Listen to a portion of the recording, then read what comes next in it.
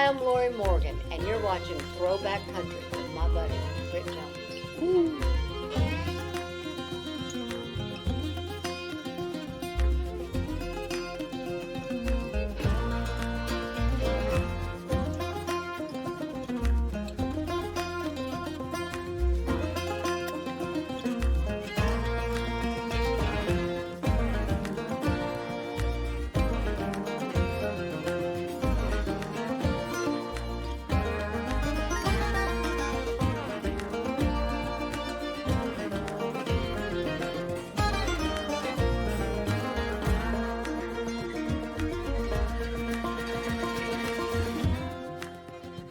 I paid you a compliment earlier, but I want to tell it to you again because I want to make sure that people know this. And I want to make sure that you hear it again because I do a lot of interviews, and the true professional people who do interviews are people who have mastered the art of conversation. Because a great interview is just a conversation. And you, my friend, have mastered the art of interview because when talking to you, it's just a conversation. You need to know as well as everybody listening that you are great at what you do.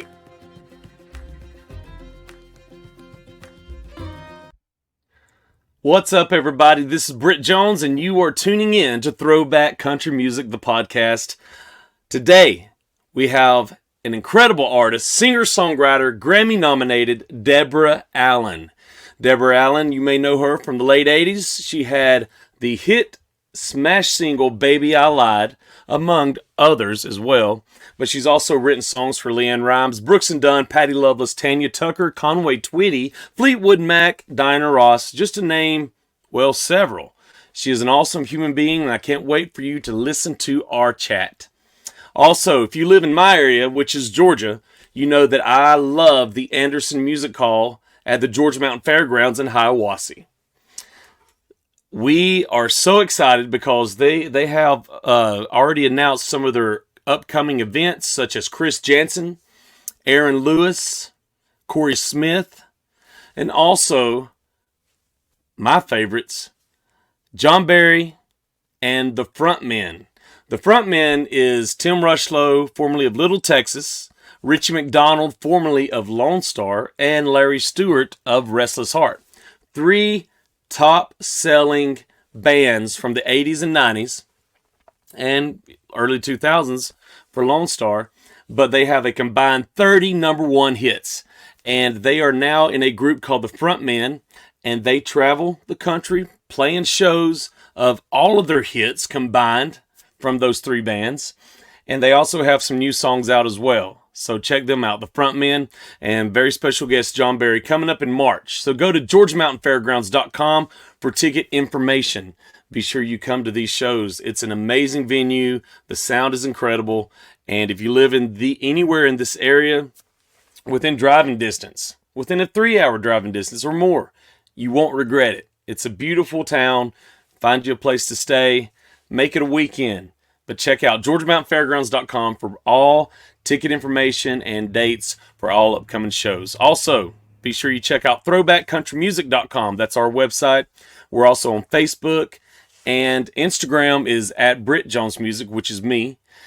And also our YouTube channel is at Throwback Country Music. But if you go to ThrowbackCountryMusic.com, you'll see you'll get access to a lot of our other sites and social media links that we have. Thank you so much. Without further ado, here she is, my buddy, Deborah Allen. Well, there we are. It is working. All right. Good. Oh, well, Deborah Allen, thank you for coming on the show today. I'm so excited to talk to you. I'm so excited to talk to you too. I've been looking forward to it for a long time. Well, good. It's you probably don't remember because you've done so many, but you were on our show back in 2018, or it may have been the first of 2019. But yeah, and I'm still not a whole lot better at high tech than I used to be, but I have a whole lot more fun though.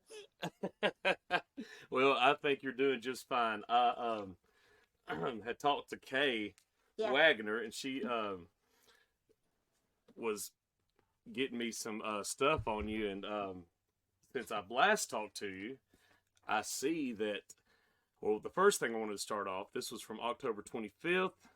Deborah Allen signs with Legacy Recordings to release expanded editions of the RCA albums. The RCA years. The years Yes, when you were on top of the world, Deborah. What's going on absolutely. with... It was amazing. Well, Baby I Lied was a big pop record that crossed backwards into the country charts. Yep. And so it was on way up the charts on the Billboard charts and the country charts, and also on the AC charts. So it was just everywhere. And it really, truly was the record that opened so many doors for me. Mm-hmm. And it was on the charts from 83 on into 84. In fact, the RCA promotion team and at radio, people were calling it the record that won't go away. And I said, well, hey, that's okay with me. Oh, yeah. So that was really good. Because of that, it was at that time where country music was doing a lot of country crossovers. Mm-hmm. And I was working very closely with Joe Galante at RCA, who was the president in Nashville. Oh, and yeah. he was just so brilliant. In fact, he's the one that came up with the mini LP that I had out when Baby I Lied was out. He was going, man, this record's taking off. We need to get something out there. So we did a mini LP. And that was a great idea. And he and I chose all the songs for my Let Me Be the First album. Oh. Mm-hmm. Which that album was actually the very first totally digital album that was recorded and released out of Nashville. They were doing it out of LA and New York, but no one had done it yet in Nashville. So I was very excited about that. And because of that record, I guess somehow that this is kind of a funny story, okay? Yeah. But I went up to New York because I was getting my picture made for People magazine and a couple of other really fun things. It was so much fun. And while I was there, I went to dinner one night. John Ford, who's the president of New York, the New York label, he said, well, I'd like to take you to dinner. And I thought, well, okay, that's awfully nice of him to offer. So we go have dinner. And while he was there, he was going, I love this new album. I said, thank you. He said, how would you feel about being on the pop roster? I said, well, Joe and I chose all of these songs in hopes that they would cross over from country into the pop field. Mm-hmm. I said, and I think Joe would like it. I would be interested. I said, but I need to speak with Joe first. And he goes, that's all right. It's already taken care of. When he said that, I should have just been jumping for joy, I guess. But there was a part of me that just felt like the blood had just been dripped out of my body, because I felt like maybe the powers that be, the upper echelon, had discussed me and my career and made a decision without me.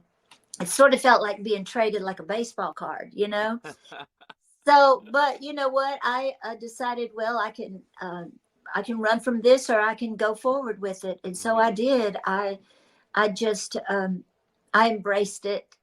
And of course, I love the Let Me Be the First album, because I really do have fond memories of Joe and I going through the songs together.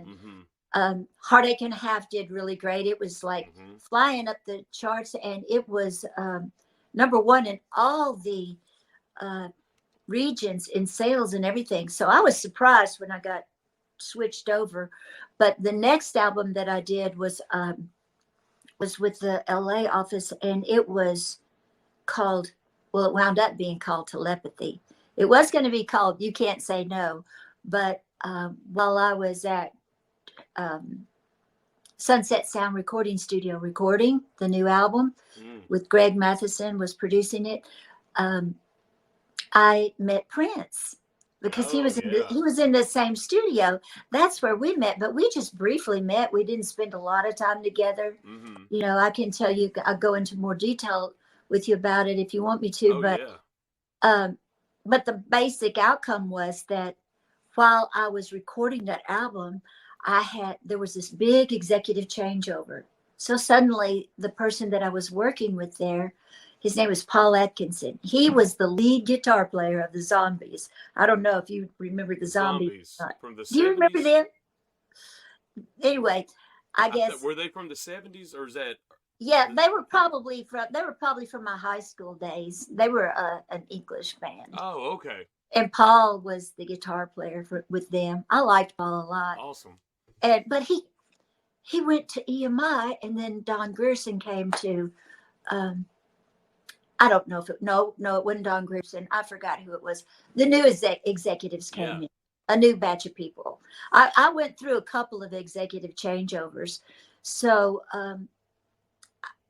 they came to the studio one night to listen to my music and see if I was going to be an artist that they wanted to continue to work with. Right.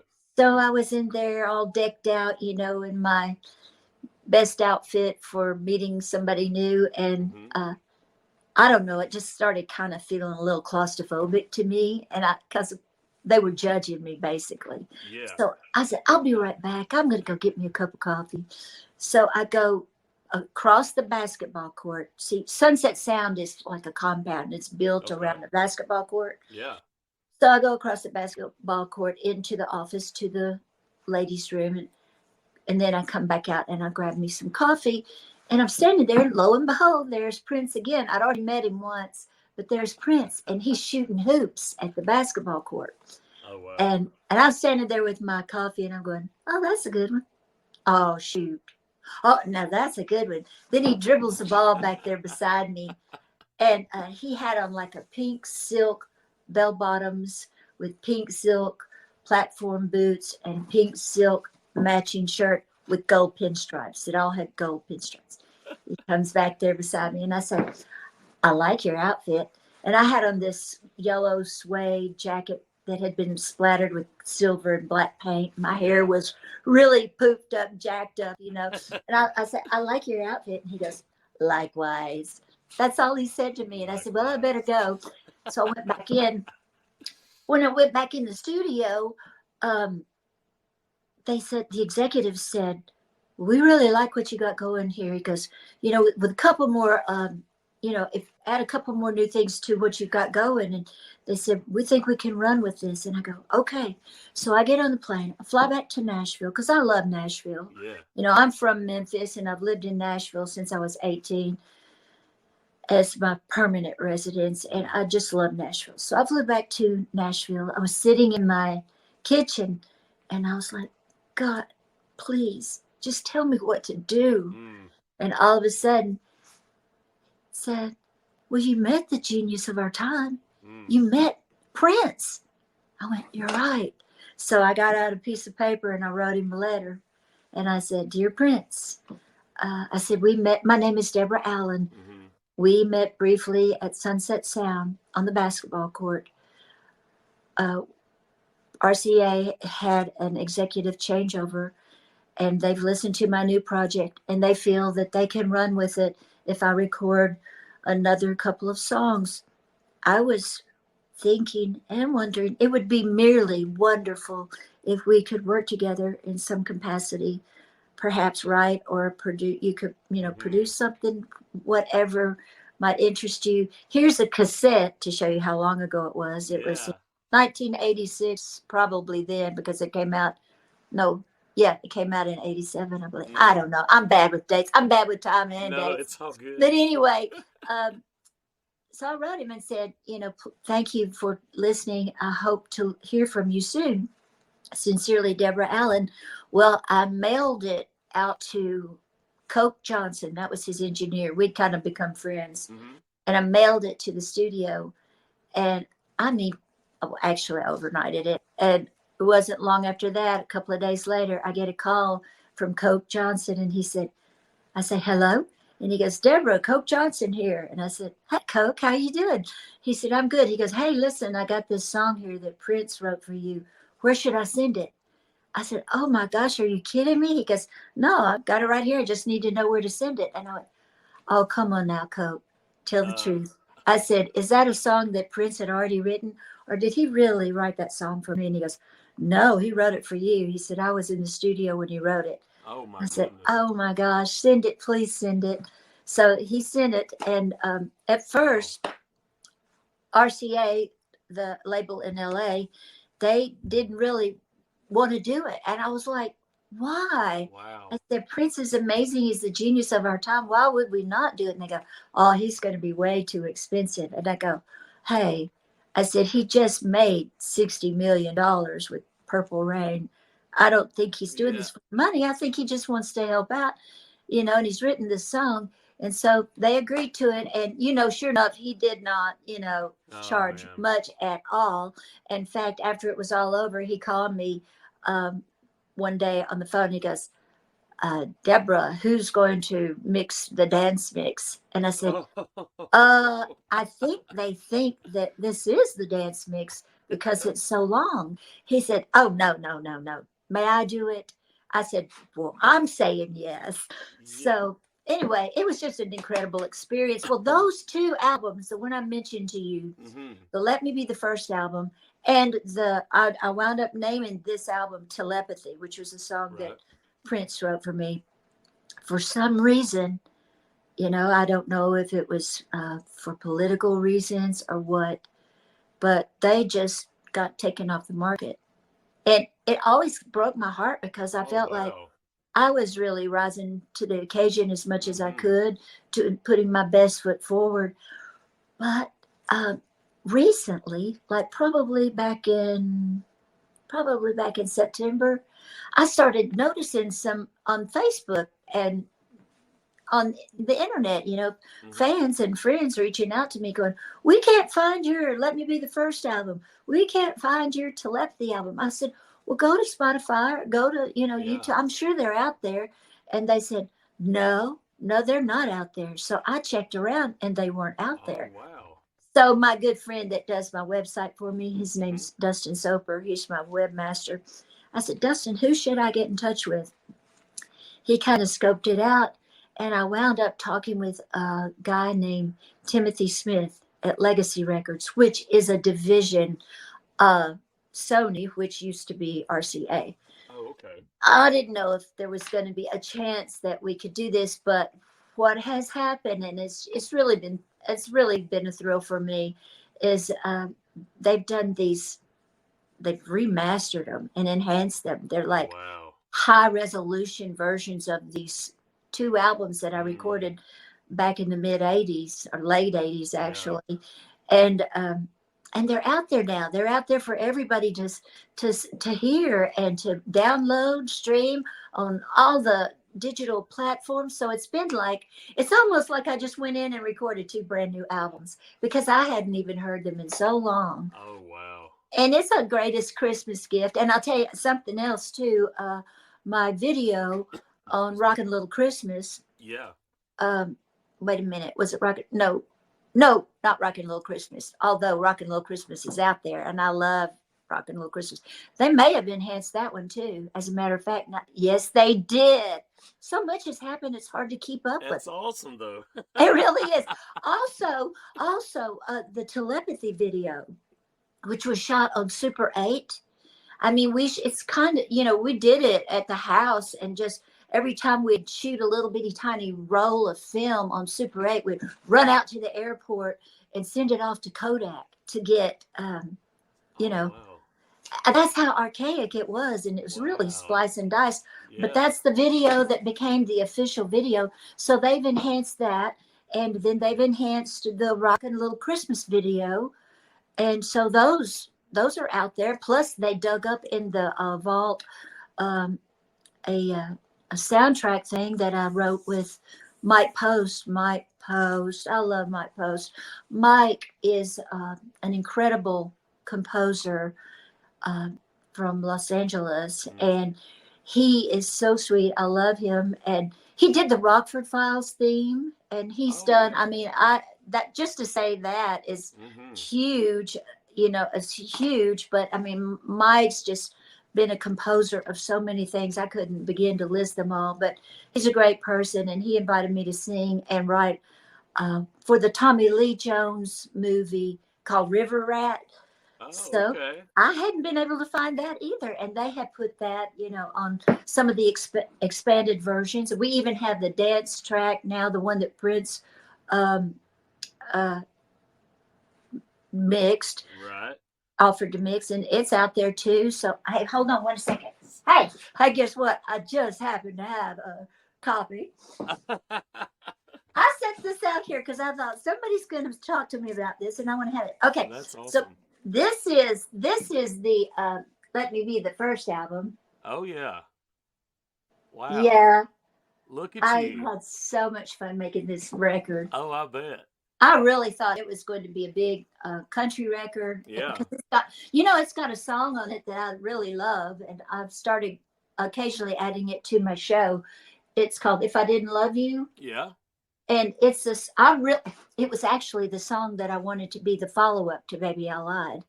Oh. But when I went, because Joe and everybody at RCA said, "We got Baby I Lied's doing so good, we got to have a follow up fast," and I said, "I got the follow up." They went, "What is it?" I said, "It's called If I Didn't Love You."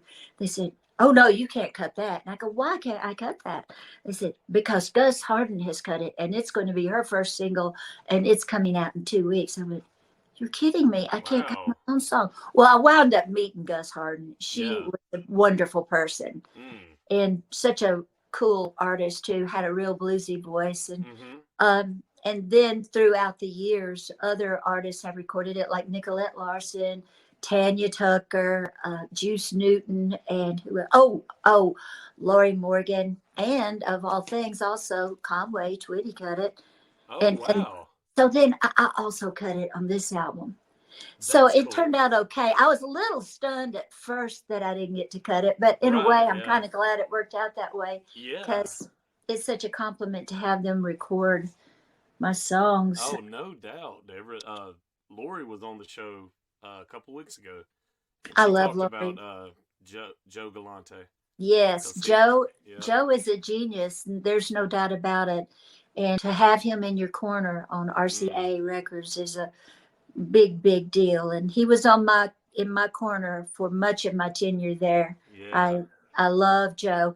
It's just, it's just business. I guess things kind of get shuffled around sure, somehow, but I am not complaining at all. I've had the most interesting life because of the way things came out. I mean, I would have never met Prince. And mm-hmm, I just want to say to all of your listeners, you could not find a nicer person. He was such a gentleman, and he's a very spiritual person, mm-hmm, and he just treated me with the utmost respect. And just to see how he offered to write that song and mm-hmm. produce it on me, that just shows his Oh generosity and his yeah, big heart. So that meant a lot to wow. me. In fact, now that we went back over to Prince, I'll just show you this. This is the cover of it. Oh, I love it. Actually, you know what? This is the dance mix vinyl. Well, Yeah, yeah, this is the dance mix vinyl. I just noticed that because yeah, it says club mix and instrumental.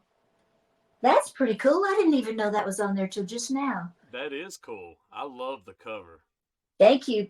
And he used a pseudonym for this. He couldn't use his name Prince. He went, or maybe he just chose not to. Right. He went with a pseudonym. He went with Joey Coco. Was Uh. went with. So Wow. that these things right here. Now they're not hard copies. They're not hard copies in the stores, Right. but just knowing that you can actually get it. Most people listen to their music on their phone or, Mm-hmm. a lot of different ways these Yeah. days, which It's I miss these great big albums. Oh, I went to a record shop last night, Deborah, and I was just looking at all these old records. I love going to record shops and collecting. I I miss do the big too. records. I can't wait to have some more vinyl out there because I love vinyl. And there are a lot of people who are purists that Yeah. really love the vinyl. I'm Mm-hmm. trying to fix my hat. You wouldn't No. believe how close I cut it. I was so nervous when I got hooked up with you. It's like, God, please let me get this thing hooked up right. Well, it looks great. You Thank got you. everything go. Is that your studio you're in? This or is is that? like I just have a little setup in here Oh, okay. to be able to visit with people Yeah. online. It's like at my house. It's a little parlor in the front Mm-hmm. portion of my That's home. nice. I like that. So, Um, what? what? What were you gonna say? What? I was going to ask you about, but if you're continuing, keep going. I love hearing you tell stories. What were you about? Was you about to say something? Were you gonna ask me a question? Yeah, I was going to ask you about some songwriting. I'm always fascinated to hear um, the art of it. You know, just the or do you write much anymore, or is it kind of just whenever it hits you, just jot down or? I do. I'm constantly writing down ideas, and I Okay. always am so upset at myself if I don't take the time to write it down. Yeah. Because you know, if you don't, you're gonna Hmm. forget it. Oh So, yeah. but I'm pretty good about writing down my ideas, and I'm pretty good about taking the time to sit down and write. And this past year, I put out another brand new album with all Hmm. original songs in it, and I just happen to have a copy of it Oh too. yeah. You want to I, see it? oh Here it yeah. is. Now it's a CD. It's not a vinyl. Yep. I would like for it to be a vinyl, but this album is called uh, "The Art of Dreaming Yeah. is Believing," which has kind of been my philosophy for a long time. Hmm. I don't know really, to be honest with you, what's given me the courage to do some of the things that I've done.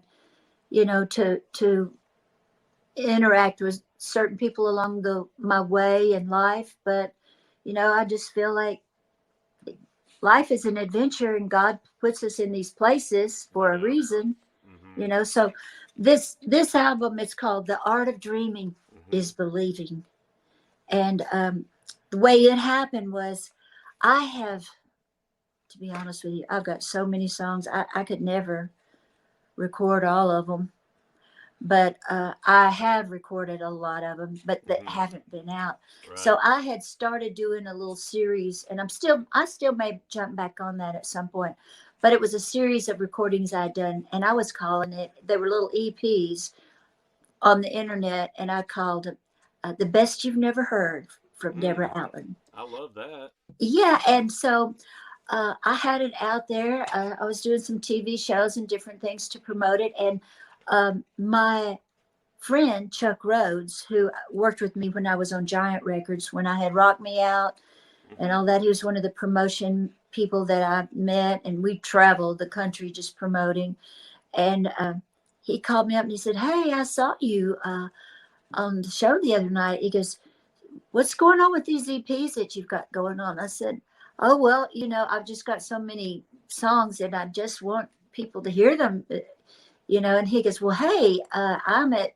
He was at Audium Records and still is, but he's also got a brand new project he's working on too. But Audium, BFD, and Nashville. He said, I want you. I want you to be with us. Why not let us do a full length album with you and let us help you out?" And I went, "Hey, that sounds pretty good to me." So Yeah. that's when we came up with the idea to do this album. Hmm. The Art of Dreaming is Believing, and the first single off of it that was a video is a song that I wrote with Big Al Anderson. Do you know who I he know that is? name. I know Big that Al name. Anderson. He used to be the lead guitarist for NRBQ. Then he Oh. moved to Nashville, and eventually we started writing together. He's written some with Carlene Carter, I know, Oh yeah. but over not too long of a period of time, he became the BMI Songwriter of the Year one year. So he Wow. and I really hit it off, and we've written several songs together. But we put out the one called Blue Collar Baby, and there's a little video out there of that. Oh, okay. I'm gonna check that out. Yeah, and there's another one that has a video on it. It's called Patsy Cline Crazy, and Mm. online people, I'm guilty of this. I'm in a hurry. Sometimes I'll just read a headline, Yeah, yeah. and but so sometimes people would say, "I can't wait to hear your version of Patsy Cline's Crazy," and then I would write back and say, "Well, thank you. I do love that song, but this is not me singing Right. crazy. This is a fun song. it's called Patsy Cline Crazy, but actually it was so much fun to write. It was like putting a puzzle together. It's got the titles of so many great iconic country songs or lines from Yeah. songs, which create the story. Mm. And there's a video out there on that one. Oh, that's I, awesome. I think you would like that one, since you are into songwriting. And then the next one we did a video on is called All or Nothing at All.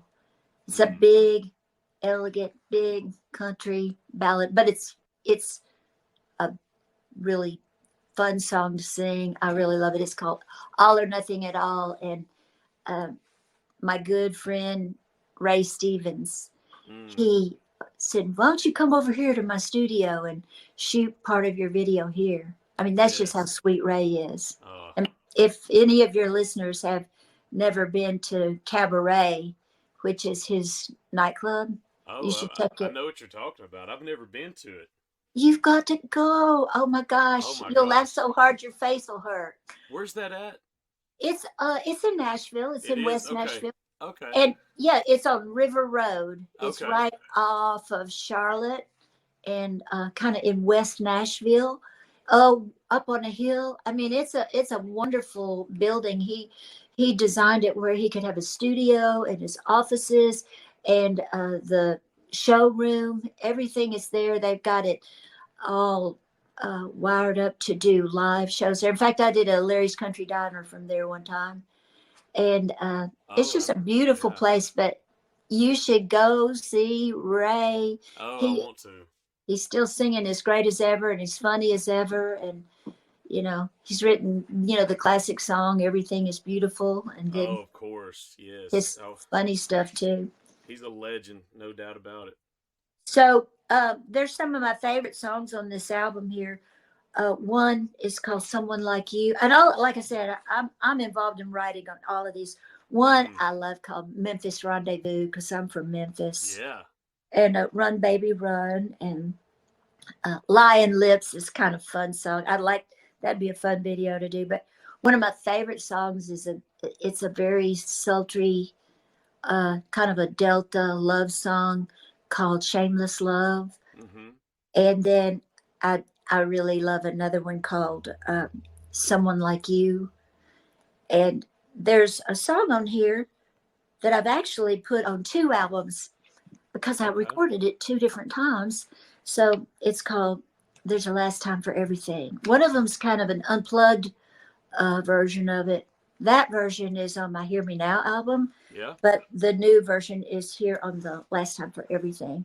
Oh, that's nice. So, I mean, I always sing that song at my show these days because it seems to touch people in a very deep way. Mm-hmm. And I've noticed that after my show, when I sing that song, that people will come up and open their hearts to me Mm. about something personal in their life. Yeah. And I love that because it gives me a chance to really get to know, friends that come to my Yeah. show.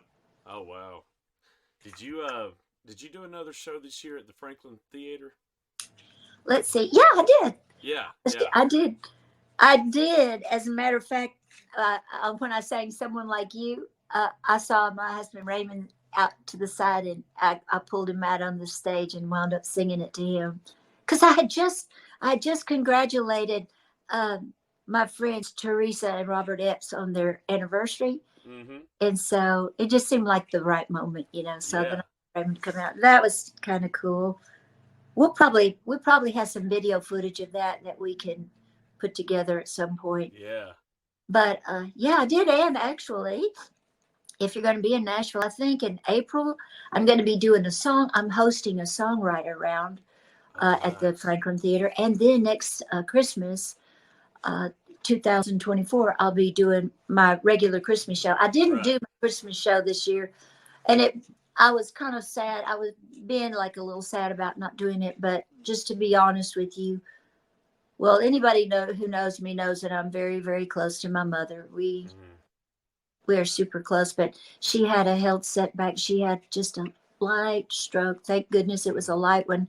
It was a great warning sign. Mm-hmm. But so I've been really with her all through the fall and, you know, Yeah. continuing to.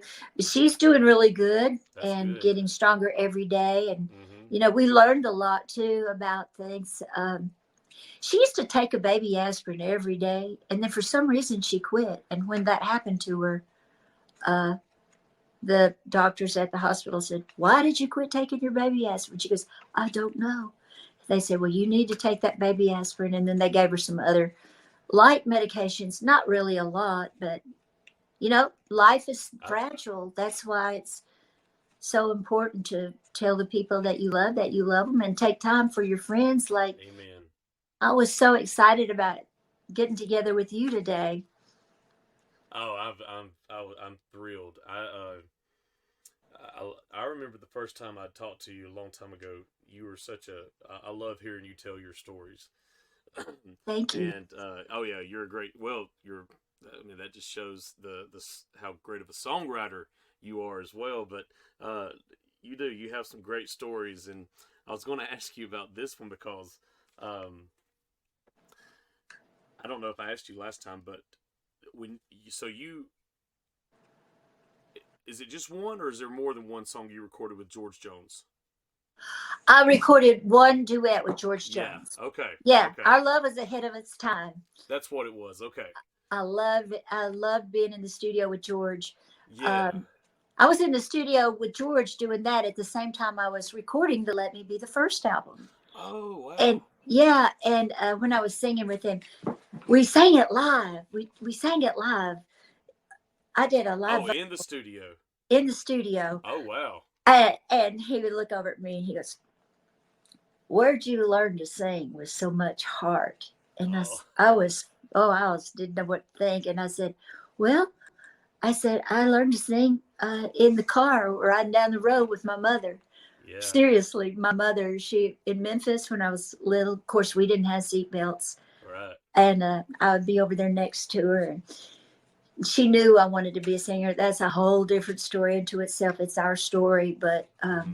I said, she would say, "Now, Deborah, when you come to a part that you really feel, kind of do your arm like this." Now, I was just a little kid, and I go, "Okay," you know, it's so neat. Oh I wow. love So my mother. She actually, I don't know, I may have told you this story, but she didn't even know what she was going to name me, but she knew that her voice had a problem.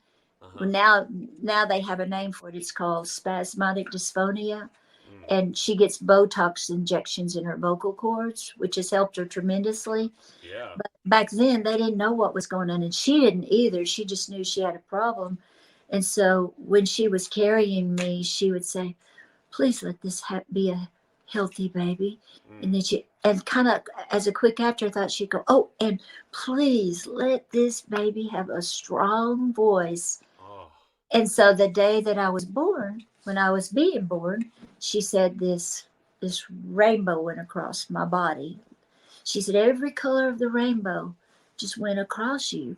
And she said it got my attention. And she said all of a sudden your name popped up in there like letter by letter, Deborah.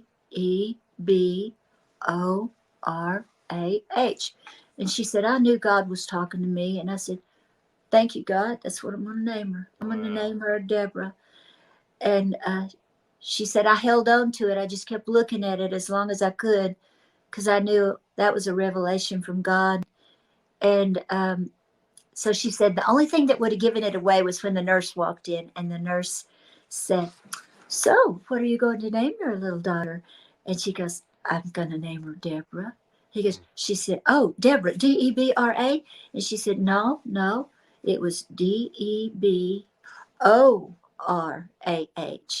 She said, "That's the only thing that would have given it away." And then flash forward to when I was about 4 years old. I remember sitting in this car seat, the seat beside her in the car. And my mother, she's still beautiful, but when she was younger, she had that. She was a very beautiful lady. She kind of had that Elizabeth Taylor, Sophia Oh Loren look, wow. so pretty. And I scooch over by her and I say, "Can you keep a secret?" And she goes, she's driving, and she said, "Sure, mother can keep a secret. Mother's your best friend." You can tell Mother anything. And I said, I would like to be a singer or an actress or an entertainer. And she said, my heart just started pounding because I knew that was an Oh, affirmation of that revelation that I had on the day that you were born. And she says, you can be anything you want to be, and Mother's going to help you. Now, let me add, she was not some stage mother, forcing me to do things. She would just drop little things on me like she did that day when, when yeah, you feel something, do like this. We didn't have the voice, we didn't have all the things that they have now, which I think is amazing, and yeah, American Idol and all of that. um, but whenever there was an opportunity for me to get to do something, sing or just be in that kind of a situation, she would try to help make it possible. wow, And wow, that's why it really stunned me whenever, we went through what we went through, at the emergency room. But that's scary. I don't mean to get off way down in the Oh trenches, no, but you're I want to good. tell you this. I do want to tell you this because it is so amazing. Well, when my mother was having her stroke, Hmm. she didn't stop talking. She could still talk. It was like they told me she was having one. I go, is she still talking? They go, yes. And, oh my gosh. So they put her in the ambulance and they were taking her downtown. And so when I get down to the hospital, they already had her back there doing a test on her. So when I go back there, uh, I go back there and she's laying there and she goes, you know what, Deborah? My mind's just as clear. I'm just not worried about anything. I said, Oh, that's good, Mother. She said, I was telling them in that emergency vehicle. I told them, I told them about when I was 9 years old in Blytheville, Arkansas, in church, and how God spoke to me. I was saved right there at 9 years old. She said, God spoke to me right here in my right ear, just as clear. He said, Rosetta, now I know that you have a sweet mother and daddy. They love you very much, but they won't be with you always. But I am your heavenly Father, and I love you, and I can be with you everywhere, forever. mm, I was like, it just brought tears to my eyes. I said, well, Mother, what did they think when you said that? She said, they liked it. They liked my story. And then I told, that's when she got saved. But isn't that beautiful? wow, that is incredible. Oh, it sends cold chills on me. Hmm. She's a Mm-mm-mm. pretty special lady and been my best friend. And, she, I don't worry too much about age. I just worry about, I just enjoy living life. But I'll Right. tell you right now, my mother's 98. In 7 more months, Wow. she'll be 99. Oh my goodness. And she Wow. is, I know. And well, our goal is 120. I hope we make it. Yeah. Oh But wow. I didn't mean to get off down in that No, I love track. it. But, Mm. I've been going through that a lot Mm-hmm. recently. And I've been spending all my time with her. Yeah. That's why I'm saying, I guess thinking about the Christmas show, I really Mm-hmm. missed doing it because it's sort of a thing I do every year. If nowhere else, I'll wind up doing one at the Franklin Theater. Yeah. But I did miss it. But on the other hand, I wouldn't have missed a moment Mm-mm. of being with my mother because she's always got these really wonderful, insightful things that she says. And I don't even think she knows she's saying it until it comes out. It's really incredible. That is incredible. And for her to be so still sharp, She is. you know, Yeah. that's wonderful. Have She pays all of her bills. She said, I like auto draft. I mean, I like auto payments. I said, me too. She does that. And if I go run an errand for her, and come back, she goes, did you bring the receipt? I go, I sure did. It's right here. She's really cool. I love her. Oh, oh did I ever tell you? I probably told you this story that she and my daddy actually designed and upholstered Elvis, the interior of Elvis's first tour bus. I had to have told you that. no, no, I I did? don't no. I want to hear this. Okay, well, we're from Memphis, Yeah. and we used to pass by Graceland all the time, and we'd see Elvis up there, riding horses with his friends, or you know, in the go-karts, or the gates would be open. We'd be like, Yeah. oh, I wonder who's there. And so Elvis was in our midst all the time. In fact, one time we were out water skiing at McKellar Lake, and my mother said, "Look over there on that sandbar. That's Elvis over there with that old Ann Margaret." Now, if my mother loves you, she'll put an O in front of your name, Uh like huh. she loves Delbert McClinton. We used to always dance to Oh, "Giving It Up for Your Love," yeah. and she said, "I love that old Delbert McClinton." We just keep Oh dancing. yeah. We had so much fun. But anyway, Oh, my that's awesome. parents had an automobile upholstery shop. It was Hmm. Leon Thurman's automobile upholstery shop. And my mother uh, was always there helping in every way she could. She was a seamstress and she was a designer. And I guess word got around. In fact, it was George Klein, my buddy, George Klein, um, who, of course, we became buddies later on. But um, he told Elvis, he said, Elvis, actually, he said, E, let me tell you, you need to take that bus down there to Leon Thurman's. They do great work. They do custom work. You need to let them do your new bus.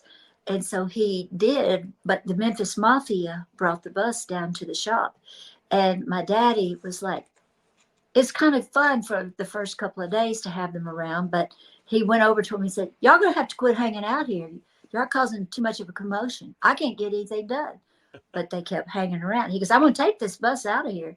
And so they kept hanging around. So he brought it out to the house.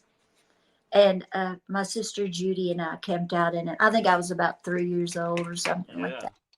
And we ate all of his ice cubes in the bus. And then we saw some little matchboxes, and we we kept a couple for souvenirs. I wish I still had it. Oh But man. let me just tell you, back in the back where the stateroom was, Yeah. where the Elvis's bed was, well, the whole thing was done in royal blue, trimmed in gold, and back there Uh. was royal blue velvet bedspread, and then my mother made this great big beautiful medallion, gold medallion in the center with cursive letters EP, and it was just stunning. Yeah, Wow. yeah. My sister and I camped out in there, and a lot of That's times I've said, awesome. you know, yes, I've slept in Elvis's bed, but Yeah. I was 3 years old. He wasn't there, so it doesn't really count. uh, I love hearing that story. That's so cool. Yeah, so we've always loved Elvis. And then, like I told you, George Klein and I, who was Hmm. one of Elvis's best friends, and he went to high school with him. And George Klein was a very iconic DJ, helped break some of his records along with Dewey Phillips in Memphis. But George had his own TV show, which was kind of like the local version of Bandstand Yeah. and American Bandstand, which I got to do also with Dick Clark. That But is awesome, by the way. yeah, I love Dick Clark. I did that 2 or 3 times. And so, but George, as soon as he had that TV show, and so as soon as I turned 16, I jumped in my car and well, because my parents were in the car business. So when I was Hmm. 16, I got a car. It was a lime green Barracuda with a white vinyl top and white interior. It Oh was wow. it was so beautiful, and it Oh. had 5 speakers in it and a cassette player. Oh, it was Oh.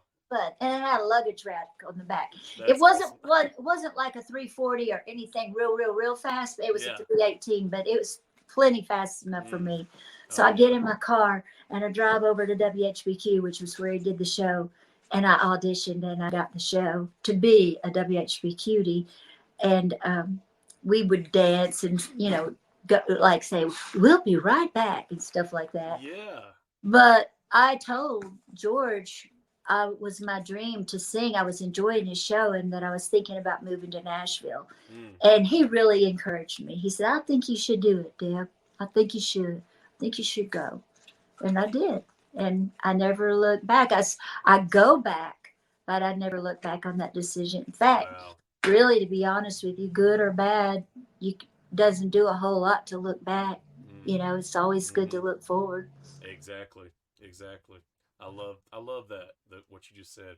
Um, that when you were speaking, that reminded me of so being on that TV show. Did that kind of give you even more of a to I want to be an entertainer. I want to pursue Yes, it did. Well, first of all, it gave me a lot of experience, you know. that. Uh, and then also at that time, there was a local girl. Her name was Sherry Grooves, and she was a singer. And she had long black hair, almost as long as Crystal Gale's. Oh And wow. about every other weekend, they would feature her, you know, on a song. And I remember, because I was a lot younger than her, you know, Mm, she was probably in her 20s and I was 16. But I would just go, I want to be doing what she's doing. I want to be singing. So it mm, just kept on, you know, propelling me. You know, I really believe, and this goes back to my new album here, The Art of yeah. Dreaming is Believing. I really believe that God plants little seeds in our heart and in Yes. our soul.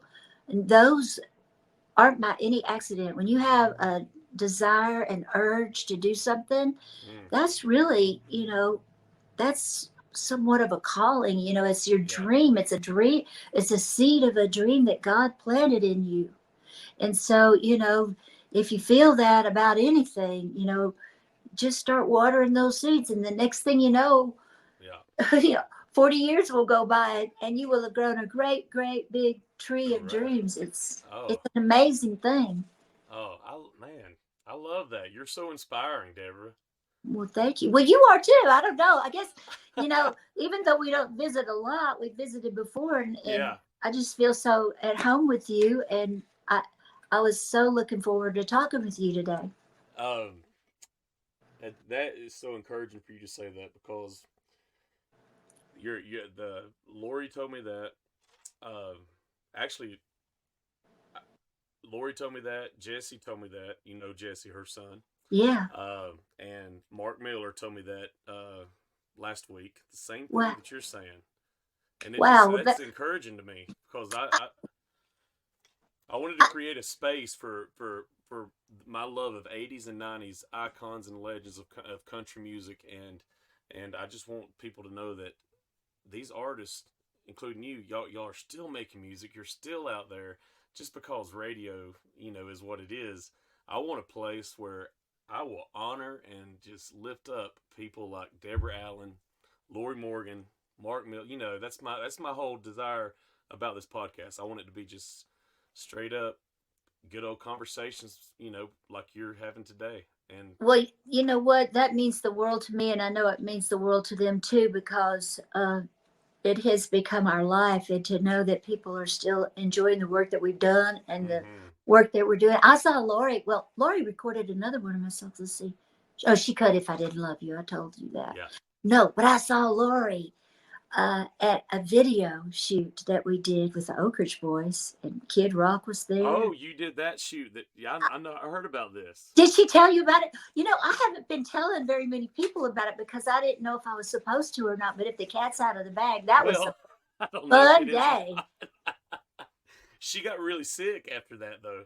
No. Yeah, What happened? she got let's see, she had to cancel her show here in Georgia. Oh no. So I think it was the she thinks it was the flu, but it's the only thing that she could think of is may have happened there on set, but she was out for a couple of weeks. That's sad. Well, we had so much fun that day. She Yeah. and I had so much fun, and there were a lot of people there. Holly Williams was there, Hank Jr.'s Oh yeah. daughter, and oh my gosh, oh, Zach Williams. That's the first time I met Zach Oh Williams. yeah. He's so wonderful. I love him. He's And great. T. Graham Brown was there, I and love T Larry Graham. Gatlin was there. Just a Oh lot of goodness. fun people, you know. I feel like y'all had a lot of fun that day. We did. We did it. So, We did it at John Rich's club. oh John yeah. Rich and Big Kitty were there. Yeah. So much fun. That is so cool. Did you say Kid Rock was there? It was. Oh, that's awesome. He That's was really smoking cool. a cigar. Yeah. Oh, that is so cool. And I wanted to also ask you about this. Let's see. You got inducted this year because I am familiar with the Josie Music Awards, Mm, and I saw that you were in a Lifetime Achievement. I was. That's That's pretty another cool. thing. I couldn't have gone out and uh, you know, what's the word when people, want to get something, they not solicit for it, but whatever. I couldn't have gone out and tried so hard, but I, through a series of events, met some people, and then they knew you know, uh, Tina and her mother, Tina Yeah. Marie and Josie. And then the next thing I know, they called me up and asked if I would like to be a part of the show. And then the way they presented it, as being the Lifetime Career Achievement Award, that was phenomenal. At the That was, Opry House, right? it was at the Opry Yeah. House. Mm-hmm. Yep. And it was incredible. Yeah, William Lee Golden and Rusty and Chris were there, and a lot of my friends were there. Did you perform? Did you sing that night as well? I did. I sang "Baby I Lied." Mm-hmm. That was really like just a few days after what had happened to my mother, so I Oh was a wow. little choked up. Mm-hmm. But my sister came and stayed at the hospital so I could get away for a few hours. I literally I got away for a few hours. I left my mother's hospital room, went to the Opry House, did my sound check, did the show, and right afterwards, went back up to the good old blue leather recliner. There you go. But you know what? It was all so amazing. It was surreal, but seeing everybody and the way that it was presented was so moving. I wasn't expecting it to be like that. It was just, they went way above and beyond to, to be sweet, good to me. And I'll never forget it. The Lord knew you needed a few-hour break. Yeah. He Yeah. blessed you with that, Yes, that's true. And I met a lot of great new friends. Saw some great new artists too that I Oh, really really? enjoyed meeting. I Okay. did. Sure That's did. awesome. That's really cool. And I can tell by the way you talk, your faith plays an important role in your life, doesn't it? It does. Every day, I mean, just walking throughout the day, Mm-hmm. I'm always talking, Yeah. especially if something comes up that I'm going, not sure that I'm going to be able to do. I'm just going, Lord Jesus, God help me. Oh, And yeah. God will help me. He always does. And then the next thing and I'm telling you, for people who need encouragement too, you know what? I'm telling you right now, there's always something good coming. This business now, sometimes people have it and it goes straight up the hill. But Yeah. even for the most, you know, the biggest artists, and maybe even more so, it can be like a roller coaster ride. And those dips on that roller coaster ride, since we feel so much when we're riding and performing, the dips, you feel it really strongly, and it can really hurt, can disappoint you. And, you know, and, someone would say, have you ever thought about giving up? I said, no, that'd be just like a slap in the face to God, because I wouldn't have been able to even think of doing this without what he planted in my heart, Right. Yeah. And so just never give up. My advice is never give up. Don't give up, because, the phone's going to ring, and the next day or two, probably the next morning, you're going, wow, I'm so glad I'm here, to experience whatever's coming next for me. And I it's love whatever that. it is. Yeah, it's going to be Yeah. great. That you remind me so much of Dolly Parton. Just your eloquent words, your encouragement, your stories. Y'all have Thank you. such a. I mean, I do. Just hearing you talk and just I don't know. You just and I mean that with all due respect, because I mean I think Dolly is just amazing. So to hear you talk and encourage people like you do, it's just I was like, well, that's very Dolly-esque. Well, thank you. I mean, you know what? I am very inspired by Dolly too. And it's so funny. I At times throughout my life, they'll go, "You sound like Dolly," or you see, I don't. It's not intentional at all. Yeah. I think we are kindred spirits for sure. And every Oh, I'm time, not the first person that's told you that. no, Oh my gosh. Okay, you're the that's first awesome. person. You know what? You might be one of the first people who's ever said something about my spirit like that. But I was talking about more so the sound of my voice, because Oh, in my okay. head, in my head, I don't sound See, like. yeah, to me, you have a. I can see that, but you're very distinctive.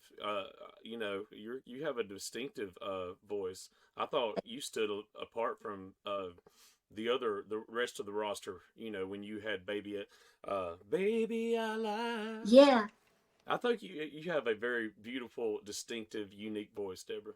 thank you, thank you. I appreciate that. But anytime someone does draw any comparisons Yeah. to me, about me to Dolly, I always take it as a compliment Oh because yeah. I love Dolly. You know, and I'm so excited and happy for her this year. You know, she's She's had a just big year. keeps expanding and doing great things, and is beautiful and kind and sweet as ever. So, Looks and great like in a cheerleader outfit. I saw that, I Oh saw my that. I didn't goodness. get to see the thing, but I saw it online when I Yeah. was Yeah. trolling around, not That's trolling, scrolling around, scrolling around. That's what Lori she was talking about Dolly too. She said if you don't look up to Dolly as a female in this business, then something's wrong with you. Exactly. Yeah, because I mean, like I was saying, it doesn't matter how big you are in this Hmm. life. Uh, you know, you're always going to come up, and sometimes probably more so, come up against things that will try to knock you down or drag you down. But Hmm. you just can't let it, because you know you just got to remember your purpose and keep Yeah. moving forward, and remember that God did all that for you for the good, and you just got to keep going for it. Amen. Um, we are going to be when this episode drops, Deborah. We are going to promote everything that we've talked about. Thank you. We do that for all of our guests, and that's like I said, that's my passion is to lift up the icons and legends from the decades that made country music golden, in my opinion. And Well, you're part of it. You're part well, of it, you're an Deborah. angel. You're an angel to devote your life to that, I love it. because you're making a lot of artists happy, and hopefully you're making a lot of country music lovers and music lovers happy too through what you're doing. And I just want to tell you thank you so much for doing that. And you probably don't even realize how special you are, but you're like an angel. Oh my You goodness, are. you're sweet. But I love it. I'm a nerd when it comes to 80s and 90s, and You're probably more well versed on it than me, because sometimes as an artist, mhm. artists get into their own thing, and Yeah, everybody thinks we all hang out all the time. We hang out some of the times. yeah, That makes it very special, but we don't get to keep up with every little thing. It's right. a little easier these days with the internet, you know. Hmm. Yeah, yeah. Well, I wish you nothing but the best in 2024, and I hope you do several shows. I hope your mother's going to do great, Thank you. and I hope your whole family is just wonderful, and it's just going to be a huge year for Deborah Allen. Oh, thank you, Brett. I appreciate that so much. I wish the same back to you. And if you were here, I'd be giving you a big hug. Well, Randy and Lori, they're taking me to, I think it's called 400 Degrees Nashville Chicken. Is that sound Really? familiar? Yeah. Where is that? I think it's in Hendersonville, but Man, I'm I I'm going. Oh, I just dropped my earphones, but I'm going to the Opry, and whenever we go up there, we're gonna go out to eat. I reckon. 'Cause that sounds like fun. I know. I'm gonna have to tell Raymond about that. We're gonna have to check that out. Yeah, yeah. Evidently Nashville's known for the hot chicken, right? Yeah. Just like Memphis is known for barbecue. Oh, I know. Yeah, and I've only flew into Memphis. I've never got to spend any time sightseeing or so I'd like to do that Oh, eventually. well, okay. Well, when you go, you gotta for sure go to Graceland, and you gotta go to the Peabody Hotel. And you Oh, gotta okay. go and you gotta go to the Rendezvous down on Bill Street. Is that near? Is Sun Records still a thing down there? Yeah, Sun Records is on Union Avenue. That's where my daddy's shop used to be Oh, okay. until they put the freeway through. Yeah, and then there's another. Yeah, there's all kinds of studios. Oh, There's that's cool. Royal Studios, and You know, there's art and there was American Studios. There's Stax. There's a museum there. There's all kinds of cool stuff that. Yeah. Oh, History. I meant to tell you when we were talking about Elvis. I didn't mention this, but when I did finally, after years went by after Elvis passed away, I performed at Graceland. Oh. And that night, I thought, well, I guess I can go in his house, because it's kind of disturbed me when they were going to sell tickets to his house. I was like, no, people can't go traipsing through Elvis's house, you know. Mm-hmm. But they did, and it really turned out great for the whole world. But when I went in there, I could feel Elvis's spirit all around me, guiding me through the house. And so if you ever get a chance, go to my Hear Me Now album, because there's a song that when I walked through the house and felt his spirit so strongly, there's a song on my Hear Me Now album called Amazing Graceland. Oh, wow. And that's cool. We did the show, and after we did the show, Raymond said, you want to head on back to Nashville? I said, yeah, let's go on back. And I was telling him about how I felt in the house and how I could feel Elvis's spirit. Yeah. And I said, it was so amazing. And I went, wait a minute, Amazing Graceland. Hurry up, let's get home. I got to write this song. That's it. Oh, I'm going to go listen to it here in a second. Okay. Oh, yeah. Yeah, a huge Elvis fan. Me too. Yeah. Me too. Yeah. So, Deborah, thank you so much. I've kept you long enough. You know what? I've had so much fun. It seems like we just got started. I know. We'll figure out another time. I'll get in touch with Kay, and we'll get you back on the show in 24 and promote some more stuff and talk. Yeah, we'll have some more new stuff coming up. We'll always have something new to talk about. That's awesome. Well, Deborah, thank you so much. I really am honored that you were able to give us some time, because you really are an amazing human being, and you are up there with the icons and legends, and don't let anyone ever tell you any different. Thank you so much, Brett. I appreciate it, and I love you too. All right, you take care. Okay. Bye-bye. Mwah. Mwah.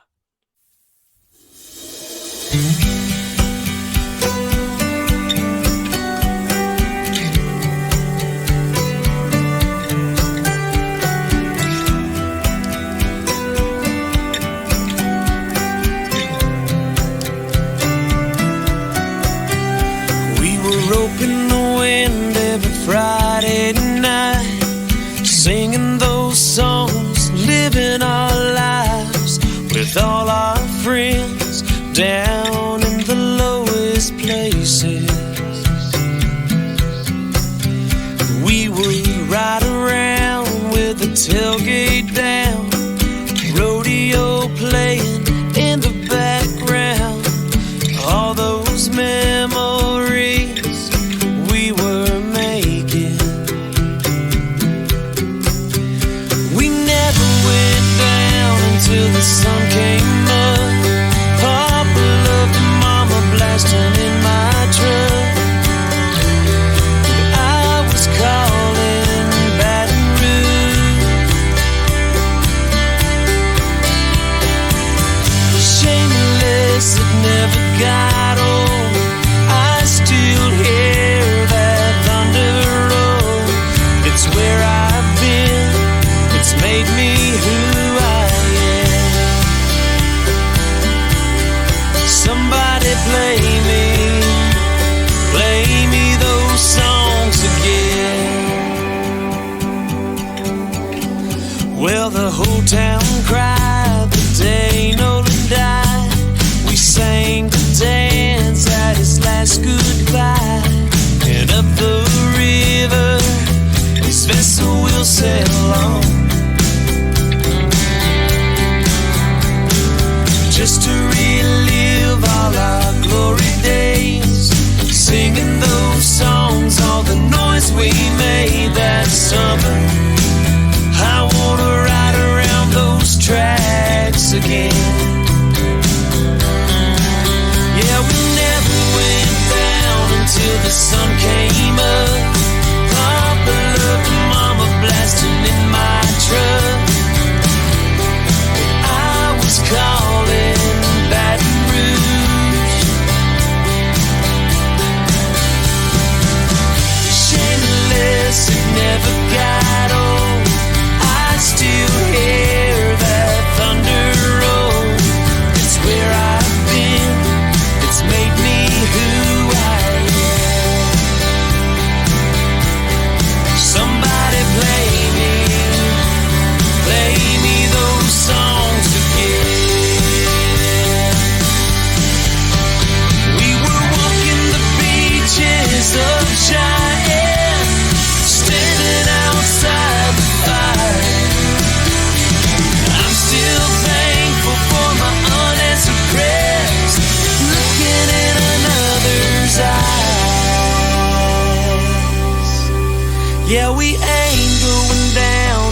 the sun comes up.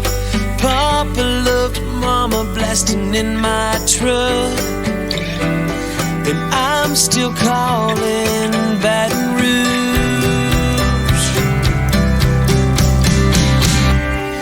Shameless, it'll never get old.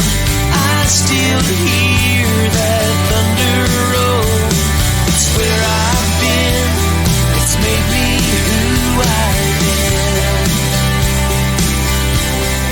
Somebody play me those songs again. If tomorrow never comes, I wonder what she's doing now.